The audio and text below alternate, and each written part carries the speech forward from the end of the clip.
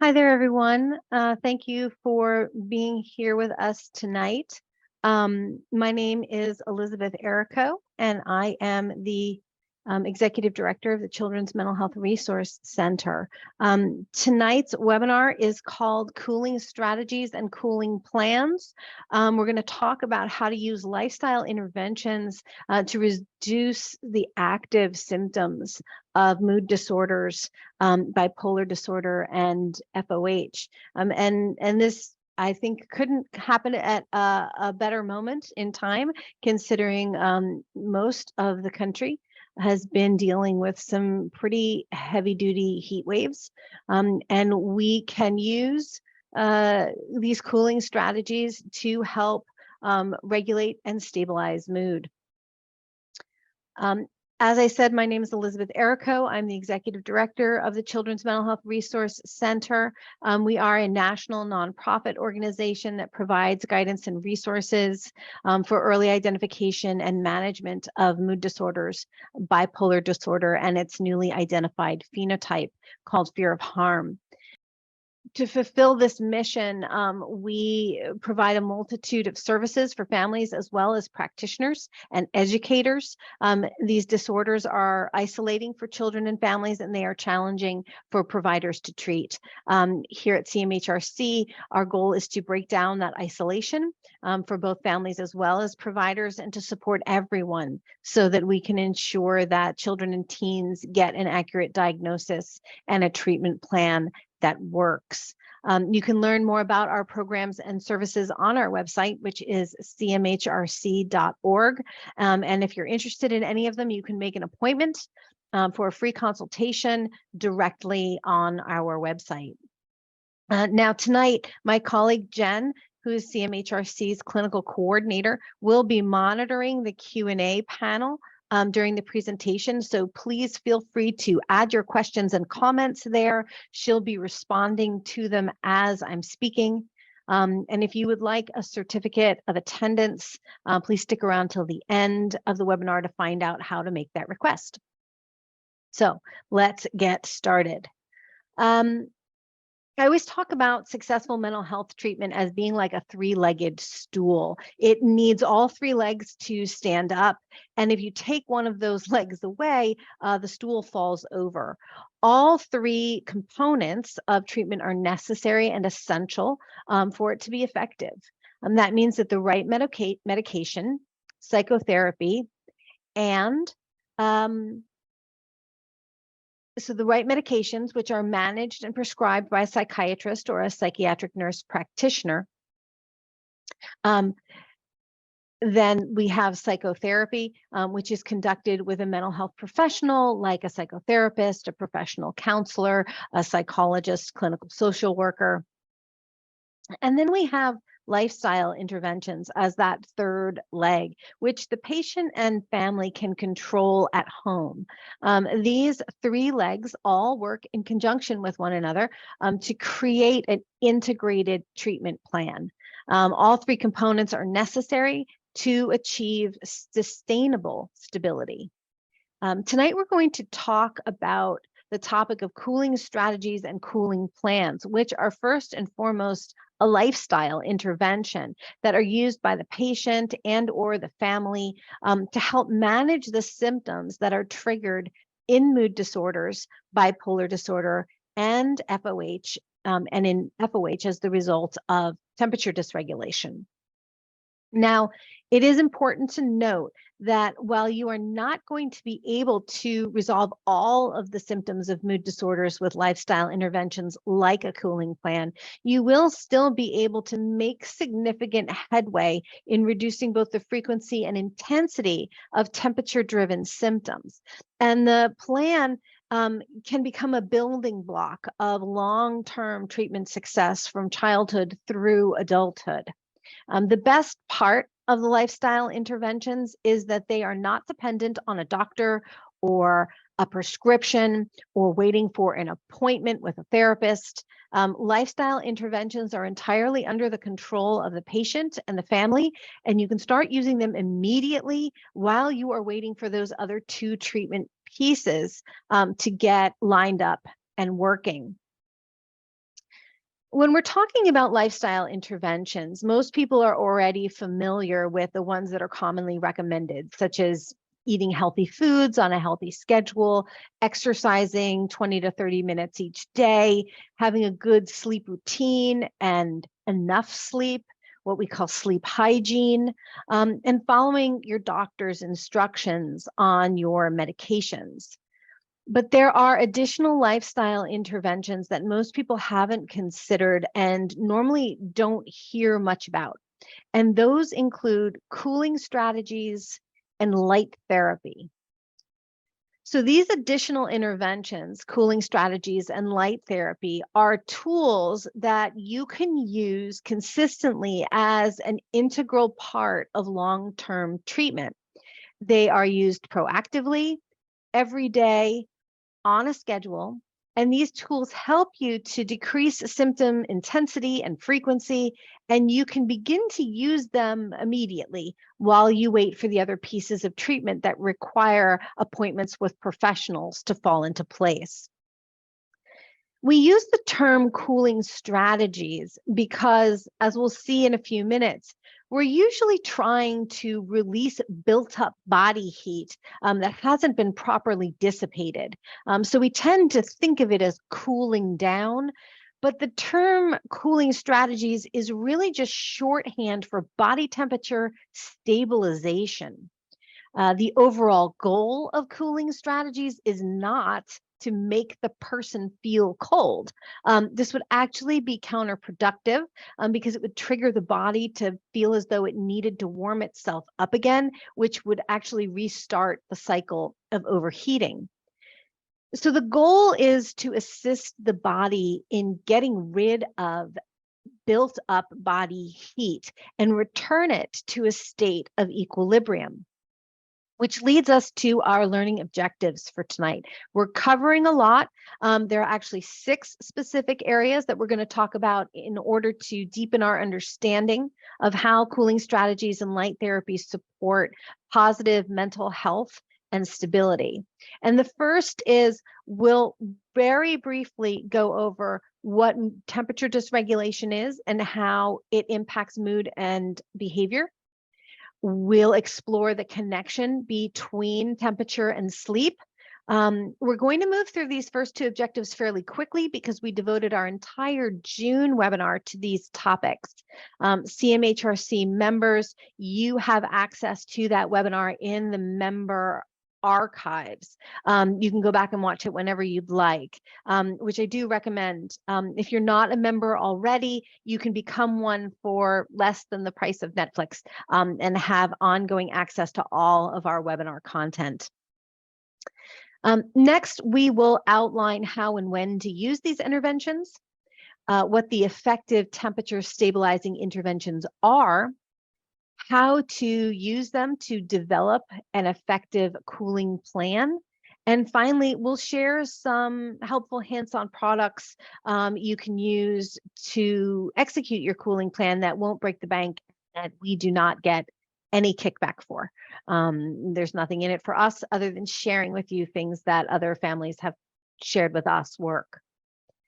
So we'll get started reviewing the basics of body temperature regulation and dysregulation.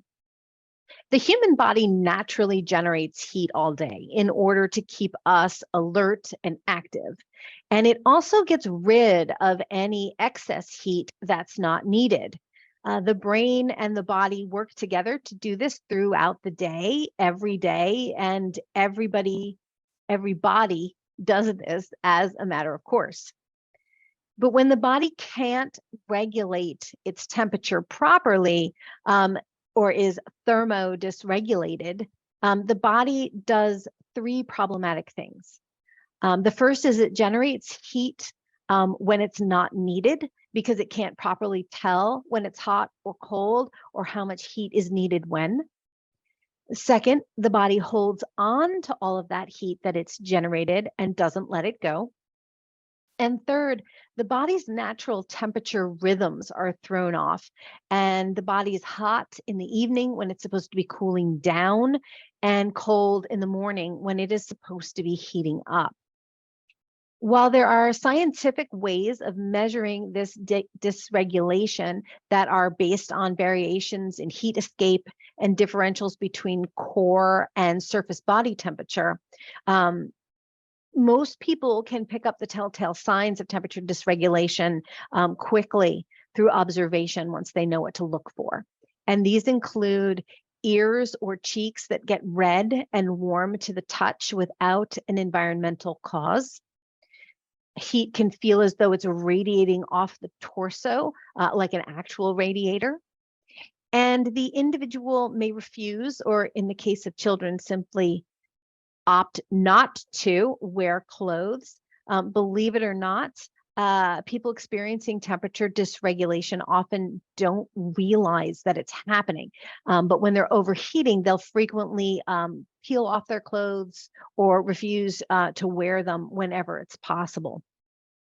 They also may refuse to wear weather appropriate clothing outdoors, like coats when it's cold out, because they don't feel the cold and the cold doesn't bother them. We refer to this as cold tolerance.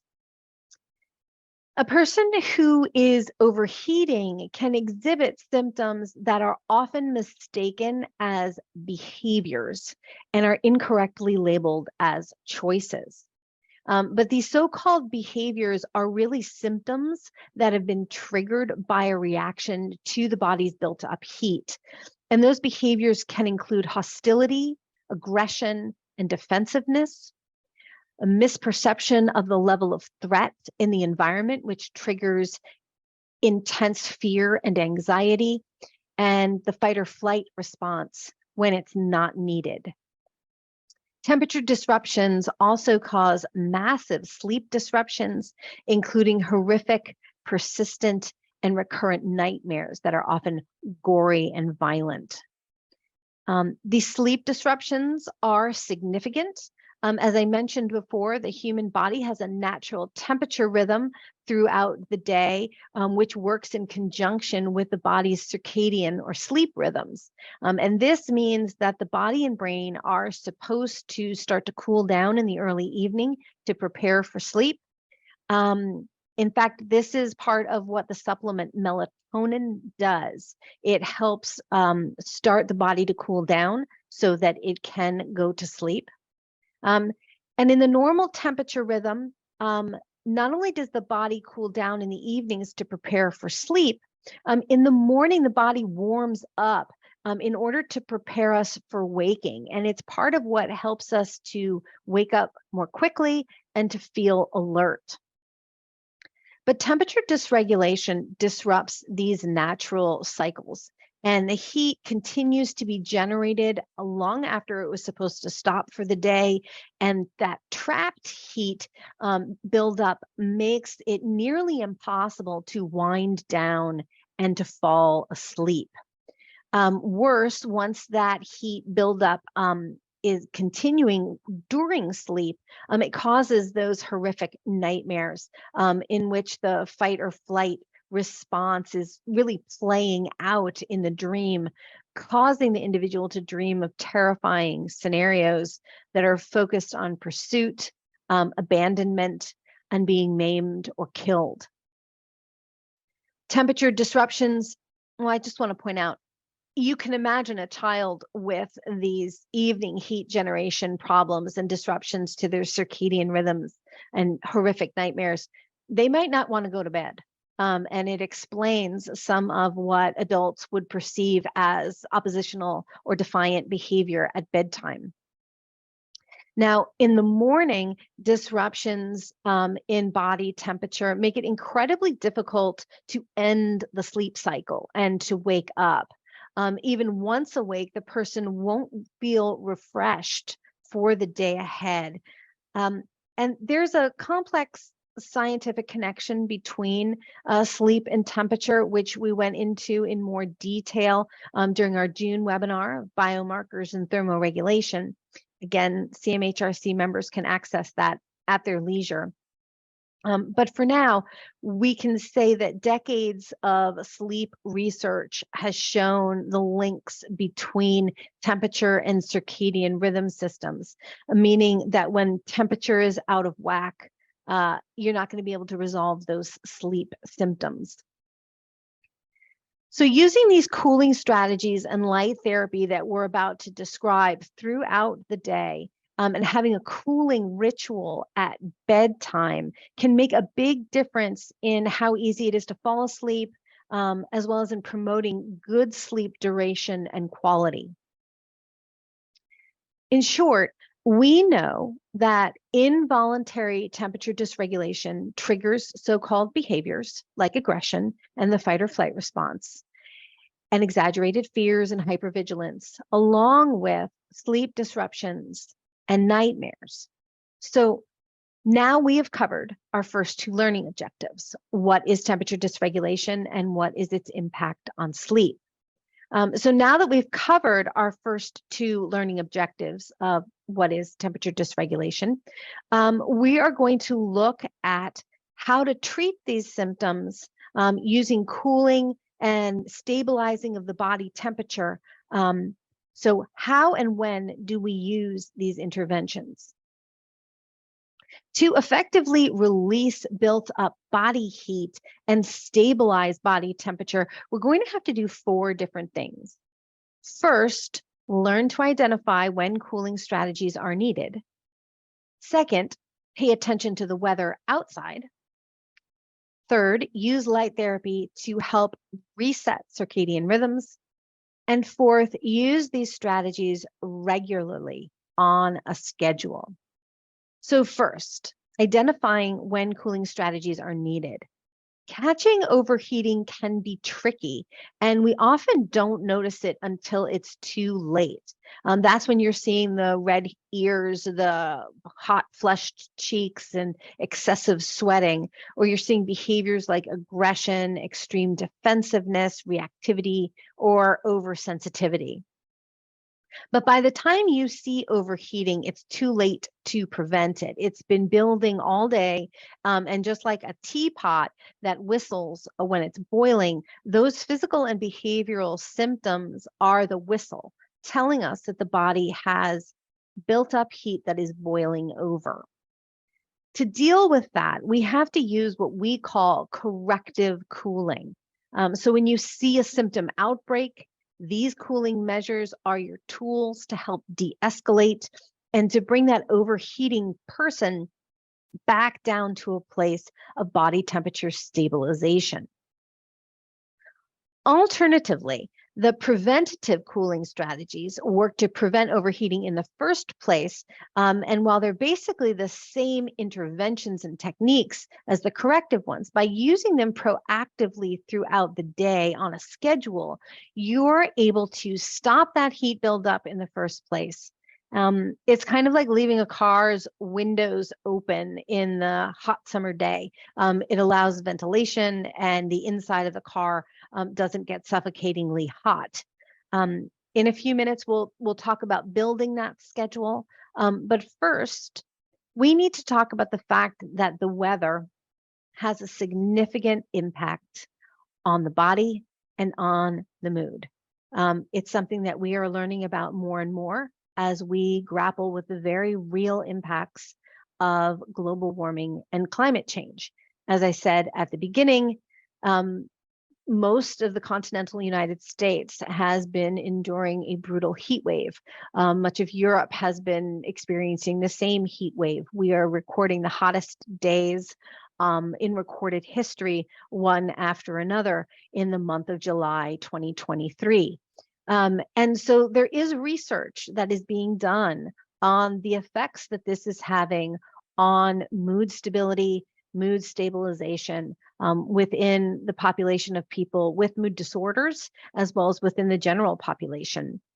The Climate Psychiatry Alliance is a team of academic research and community-based psychiatrists who are one of many groups that are talking about the impact of climate change and global warming on mental health. And they are highlighting the connection between climate change and decreases in social and emotional well-being. They're looking at the long-term impacts of heat stress and the trauma and the trauma of global climate change and the connection between increases in global temperatures and increases in suicide rates.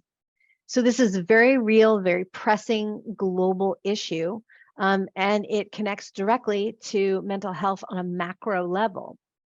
On a micro level, in order to help the body stabilize its temperature and build up an effective cooling plan, you're going to have to keep track of local weather patterns where you live. And here's why. The temperature outside forces the body to make adjustments. If it's a hot day out, the body will have to cool down. If it's a cold day out, the body will have to heat itself up, et cetera, et cetera. If in a single day or a series of days, the outdoor temperatures swing wildly from one end of the thermometer to the other, and back and forth, the body has a lot more hard work to do in terms of stabilizing its internal temperature. And if it's a body that has difficulty with thermoregulation to begin with, it becomes truly disruptive. The outside temperature changes can trigger the behavioral symptoms that we've talked about that we're trying to avoid. So local weather patterns, where you live. How much difference there is between high and low temperatures each day is extremely important. What is the high temperature of the day? What is the low temperature of the day? If those temperature differentials are greater than 25 or 30 degrees, it puts a stress on an already stressed temperature regulatory system. Next, how different are the temperatures from one day to the next? If there's radical swings in temperature from one day to the next, say one day it's 58 degrees and the next day it's 88 degrees, that's putting tremendous stress on the body's temperature regulatory system as well. You'll also want to pay attention to how different the indoor and outdoor temperatures are. For example, in the summer, when it is hot out, many places have air conditioning running very strongly. And in the winter, when it's cold out, they put the heat on quite high. This can result in temperature differentials between indoor and outdoor temperatures that can be as much as 30, 40, or 50 degrees or more. Again, taxing the body's ability to maintain temperature stabilization.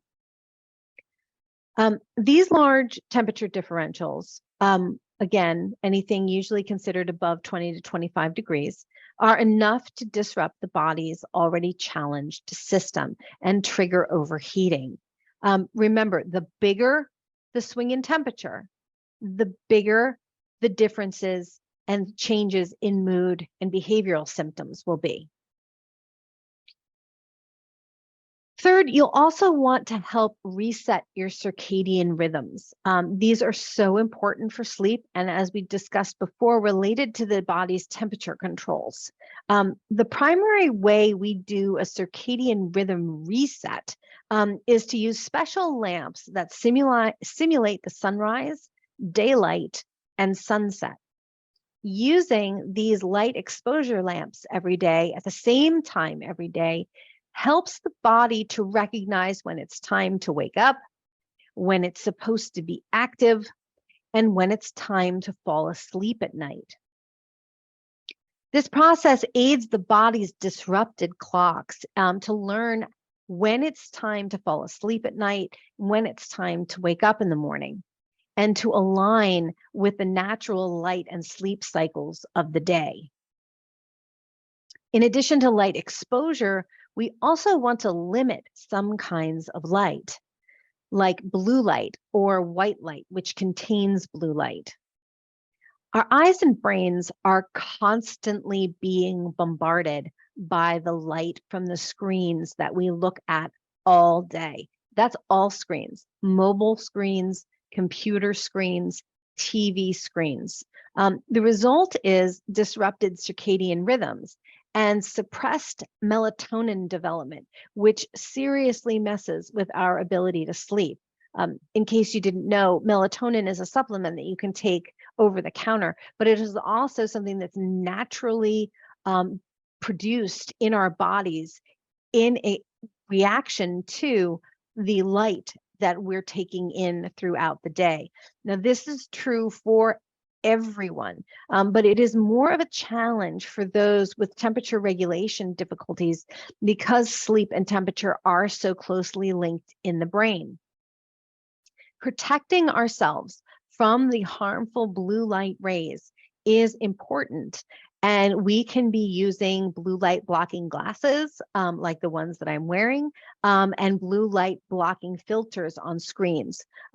There are physical shields that you can put on your screens to block the blue light. There are also apps that you can use on mobile devices and tablets to block the blue light. This is important to do during the day as well as during the evening hours. Now, the reason to block it during the day is that the artificial light that comes from these devices, unlike natural light, has a cumulative effect and can damage our body's ability to understand when it's actually dark out and when we're actually supposed to be sleepy. Blocking this light day and night helps reset those precious circadian rhythms. Fourth, to achieve our overarching goal of helping the body stay temperature stable as much as possible, we need to use heat dissipation and circadian rhythm interventions regularly, consistently, and on a schedule. And to also use them to make adjustments during times when symptoms break through, both as part of a routine and as special interventions when the weather is working against us. So now we're moving on to our fourth learning objective. What are the effective cooling or body temperature regulating techniques and interventions? Well, there are a million ways to release body heat. We've simplified them into 4 basic categories that you can select from in order to help stabilize temperature. And they are submersion, or the body goes into something, eating and drinking, or something goes into the body, adding coolness, something goes onto the body, or removing heat, taking something off or away from the body. And we'll look at each of them now. So first, the most effective cooling strategy is submerging the body in tepid water. When submerged in water, the water will actually pull heat out of the body's core, bringing it back to a stable and appropriate temperature. So it's important, if you're going to use this strategy, to get the entire torso submerged, ideally getting the head dunked a couple of times as well, or letting the back of the head float in the water is going to be ideal. The ideal water temperature is tepid, which means not hot and not cold. And so while that may vary from person to person, a good real rule of thumb is the temperature of an indoor swimming pool. Those are typically kept between 78 and 82 degrees Fahrenheit. Now, if you don't have access to an indoor or outdoor swimming pool, many families have found that a decent sized inflatable pool, which can be found, online or in your local big box store for a relatively affordable price, is a good solution for this. Their kids will spend a lot of time in there in the summer. A handful of bath toys thrown into the inflatable pool will go a long way to helping them stay in there, have fun splashing, and keeping that torso submerged in water removing the excess heat buildup. Kids who have this temperature dysregulation problem, their parents routinely find that if they go swimming during the day, their mood is more stable throughout the evening and they get better sleep that night. The next best choice, if you don't have an indoor or outdoor pool or a inflatable one, is a bathtub.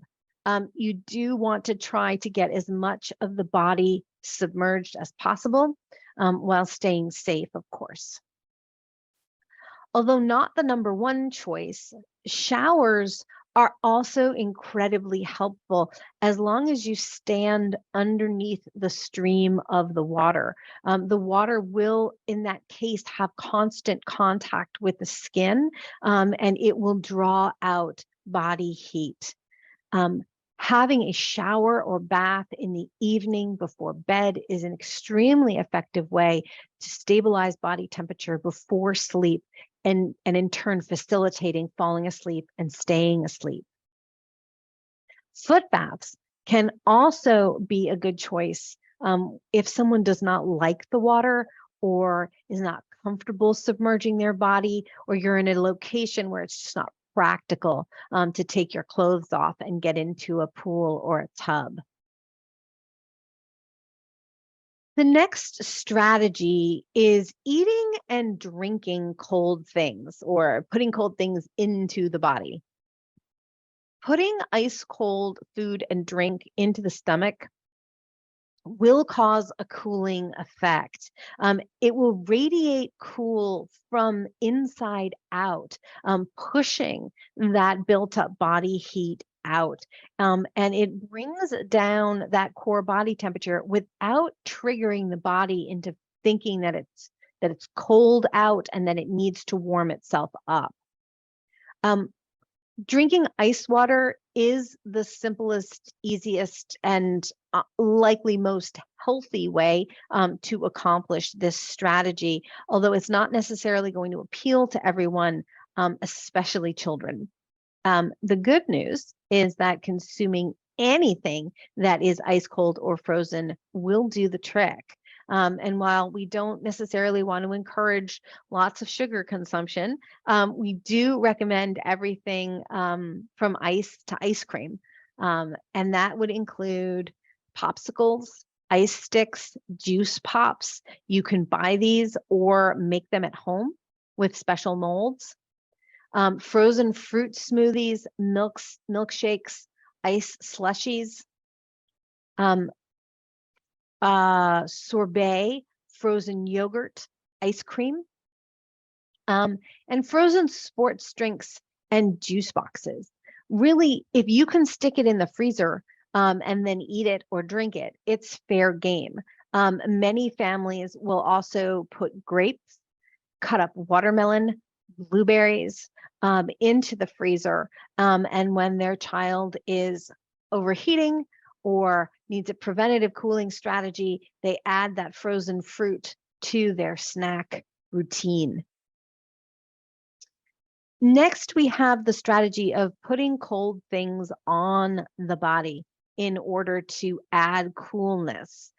These strategies can be used when it's not practical to get into a tub, like at school or in the car, or generally when you're on the go.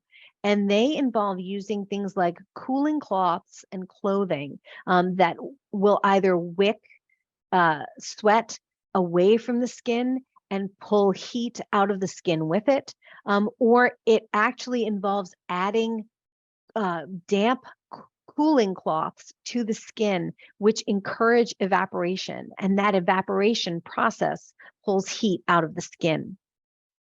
Frozen ice packs and gel packs can be placed inside clothing.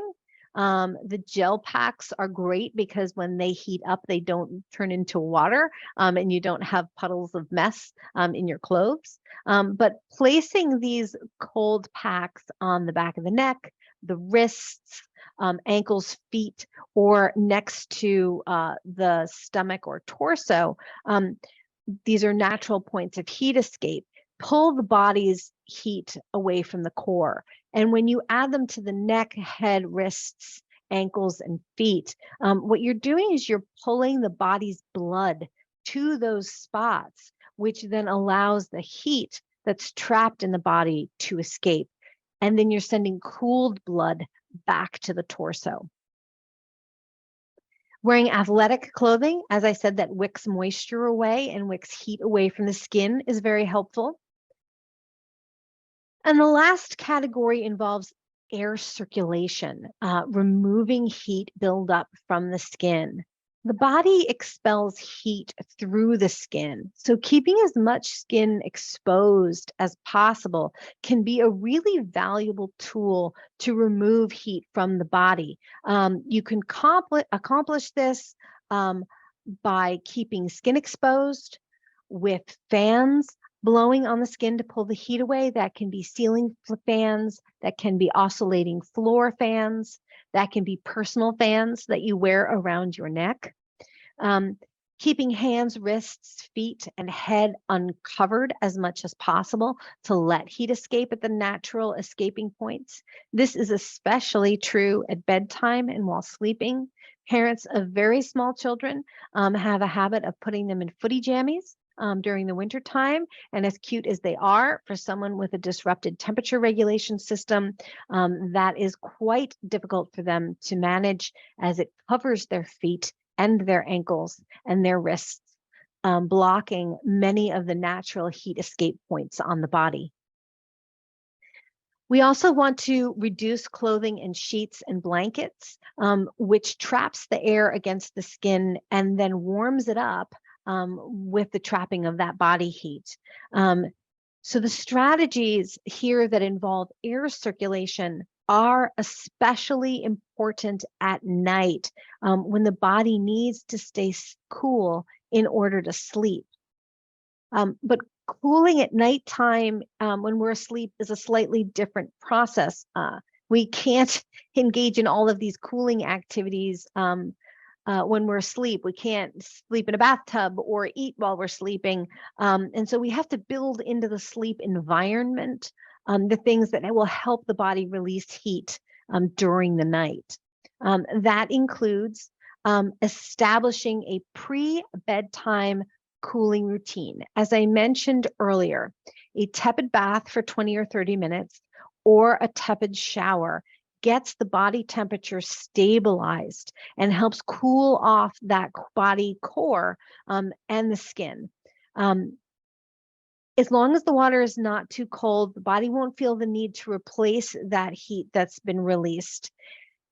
And then while you're sleeping, you can use ceiling fans or oscillating floor fans that are aimed to blow air directly across the body. You can use cooling bed sheets. You can use mattress fans. BedJet is a brand that does this, or cooling mattress toppers.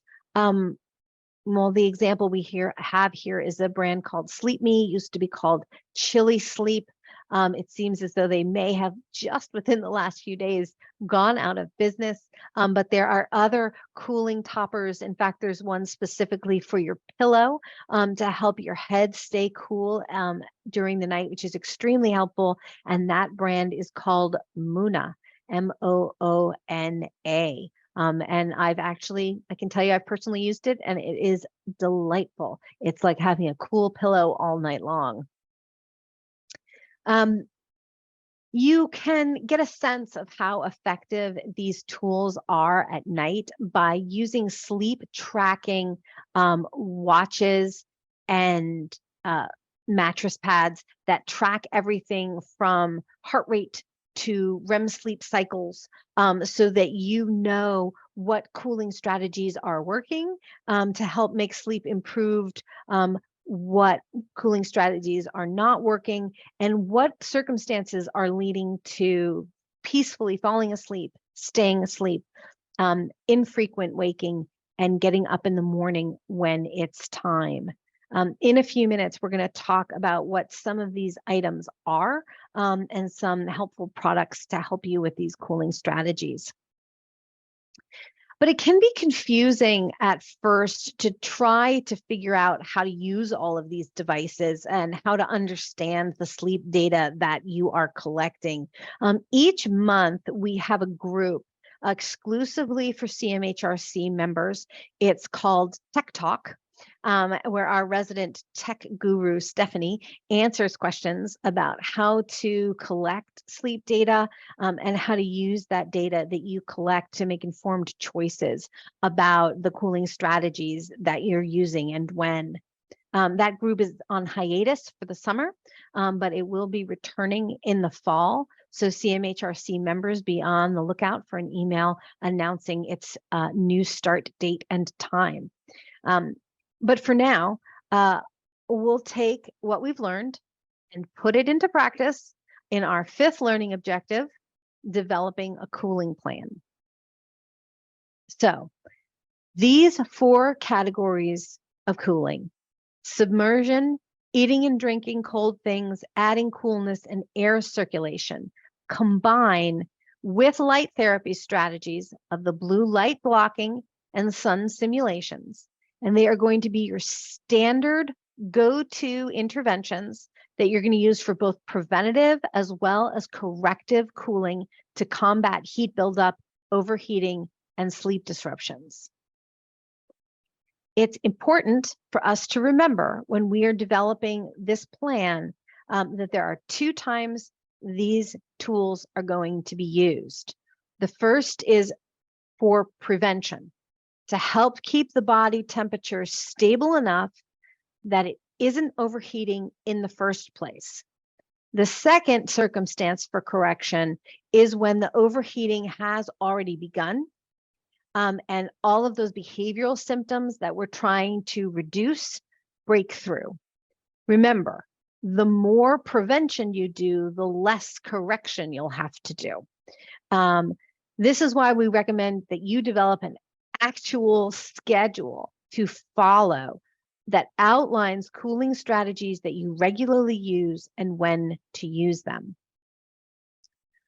So, for starters, after some trial and error, you should be able to identify which cooling strategies are most effective for your child or for you personally, and which ones are most tolerable. This is important because we all know, especially with children, if an intervention is not tolerated, it simply won't be used.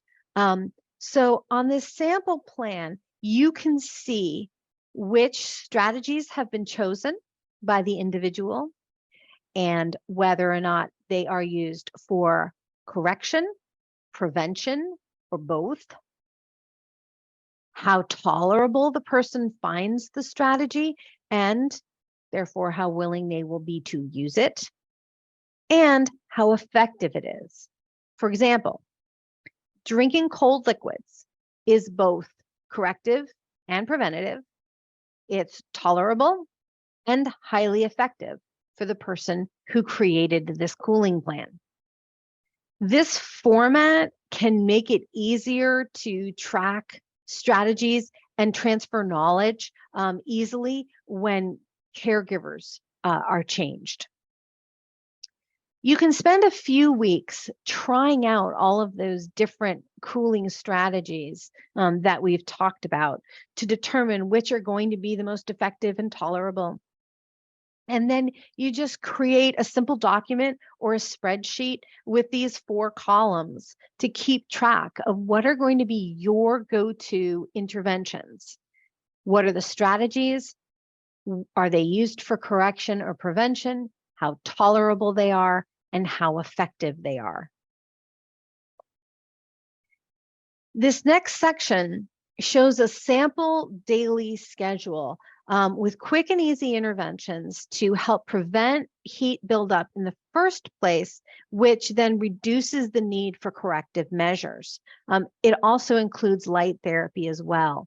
Now, you will make this plan totally customized to you or your child, depending upon all of the things that we looked at in the previous slide. You'll also customize it for your particular schedule. If you have a young child who's up at 6 and you need them in bed by 8:30 p.m., you will customize your schedule to that time. If you have a teenager and it's summer vacation and you know that they're not getting up before 10 in the morning and they're not going to bed before midnight, again, you tailor your plan to meet your needs. But the plan should have something on it for at least once per hour. A once per hour cooling strategy intervention will go a long way to prevent the buildup of that excess heat that's causing that mood instability and behaviors that we want to see stop. So in this case, this example is that the person is going to wake up at 7 a.m. and that sunrise lamp is going to be their alarm clock.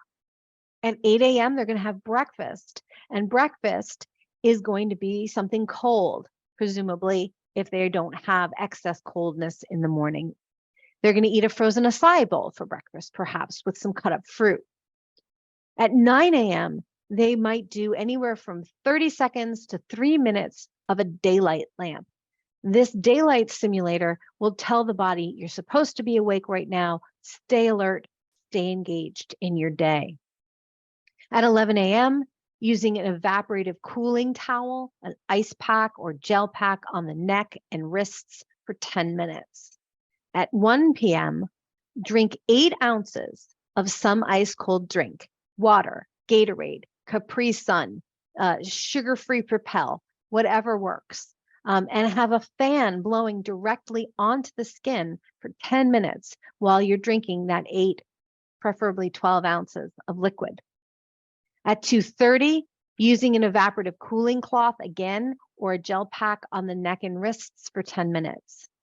4 p.m., snack time. Great time for a frozen fruit smoothie and to sit with your feet in a cool foot bath for 10 minutes.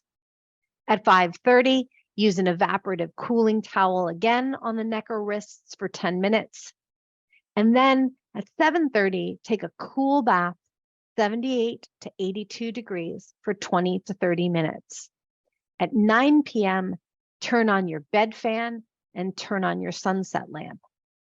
Having a cooling plan that you can follow hour by hour throughout the day with effective and tolerable cooling strategies will make the body stop holding on to its generated heat.